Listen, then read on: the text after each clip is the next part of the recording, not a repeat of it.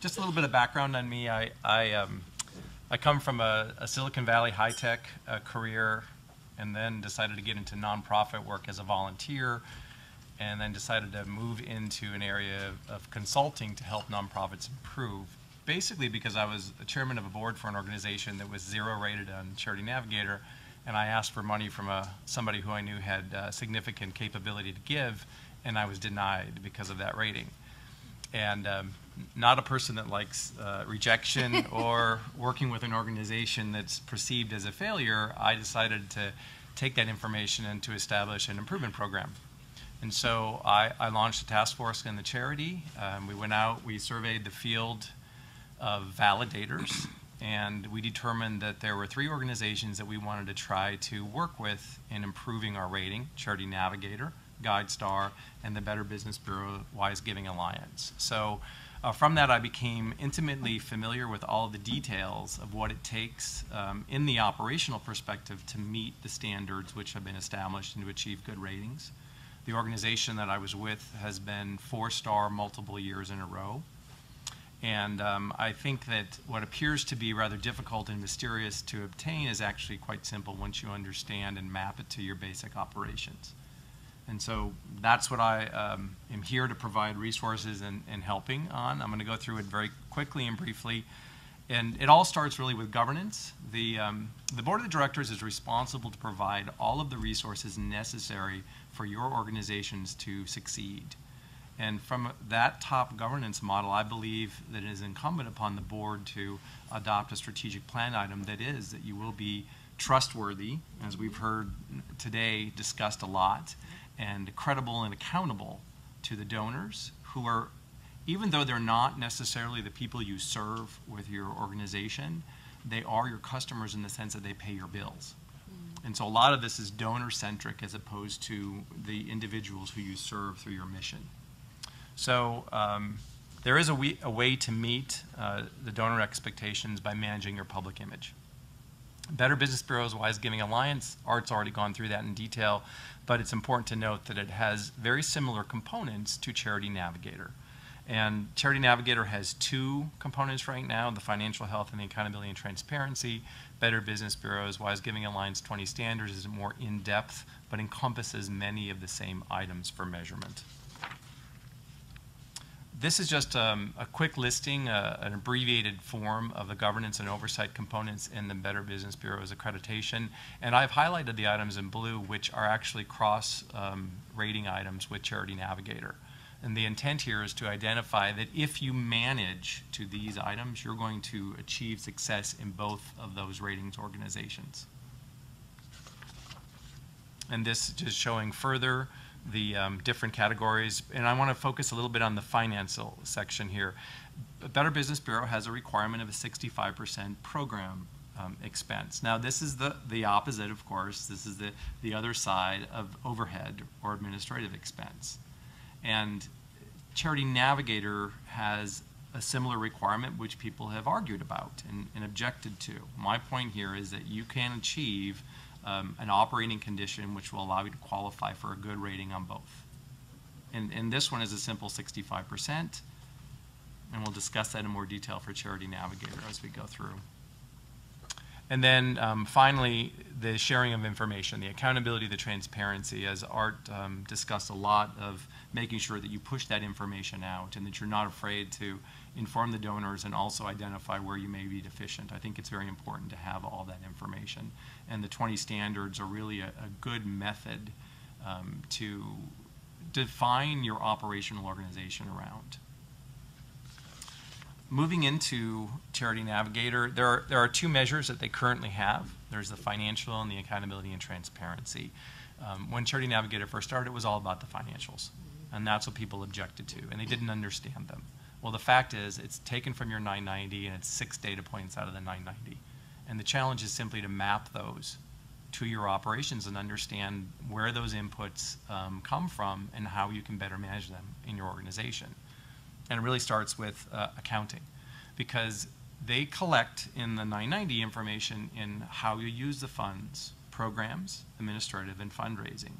Your normal internal accounting uses it by type of expense: air travel, ground, books, things like that. And there has to be a translation from the way that your internal collection is to the 990 reporting.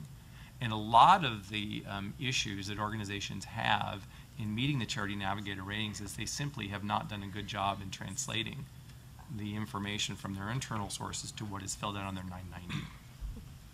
In the efficiency category, I've used this specific example to identify a number, 65%. So it's simply program expenses are the total expenses that you use for programs in that given year over the total expense number. It's a ratio. 65% is what Better Business Bureau requires. So you can, in fact, achieve a 65% on Charity Navigator and get a good or excellent rating out of them as well. In this one, I've shown an example of 65 for programs, 15 roughly for administrative, and just below 20 for fundraising, which only achieves 2 stars in their financials. But because of the way that they aggregate or they add in other components, you can still get a 3-star or better rating in Charity Navigator. The second part of their financials is in capacity, and it's 3 categories. It's the revenue growth, program expense growth, and then your working capital or assets, the amount of money that you would have to run the organization in the case of disruption of fundraising. And again, they give you a couple of points. They annually now, instead of every quarter, they annually go through an adjustment. They look at the economic condition and they provide graduated points in the average return on growth and program expenses. So they actually give you a handicap. If the economy is bad, they give you some extra points. So there, again, is a way to manage your financials to achieve a 3-star rating in this capacity, which would give you a 2-star for financials overall. And with combined with the accountability and transparency, you can get a 3 or 4-star with Charity Navigator. The accountability and transparency we'll go through very quickly. It's similar to the 20 standards that BBB has. It's a much more simple measurement because they just, again, take it from your 990. And these are yes/no questions which have been added to the 990 in the recent years, and a lot of your tax preparers aren't even familiar with them. That's right. And may not be filling them out accurately, in which case you get dinged. I have an organization that I've been consulting. They have a 4-star rating for their financials, and they haven't paid attention to their A&T, which is a 1-star, and so they're a 2-star charity. And overnight, by just simply adopting a couple of policies, they will become a 4-star charity. And again, the blue sections highlight those which are crossed with the Better Business Bureau's Wise Giving Alliance. Let's skip to the next end. Okay, so with the 2.0 for Charity Navigator, where they've combined the financial metrics with the accountability and transparency. And by the way, if you go to the website, you can see the algorithm that they use. It's not quite 50%, just to make it more complex. It's a little bit more weighted to the financials. But the key point here is I think every single charity should achieve at least 67 points or 4 stars in the accountability and transparency. The deduction would be if you have an opt-out clause for your privacy policy. They ding you because they want privacy to be a discrete, I don't have to answer the question. But a lot of charities have an opt-out and therefore they would get dinged. So 67 is what I'm using as an average that every charity should have. And you would only need to have 2 stars in the financials to obtain, as this example shows, a 3-star score or 55 points. And 3 stars is a range of 50 to 60. So that puts you smack dab in the middle. So it gives you confidence that if things are to change the next year, you're still going to be within that category.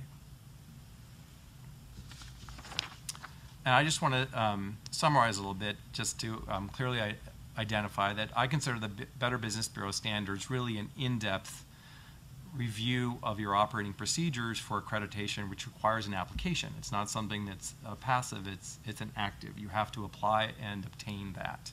Whereas Charity Navigators is passive. They're going to rate you regardless of whether you like it or not. It's going to get done. They have only rated about 6,000 of the charities. So a lot of organizations are not rated by Charity Navigator.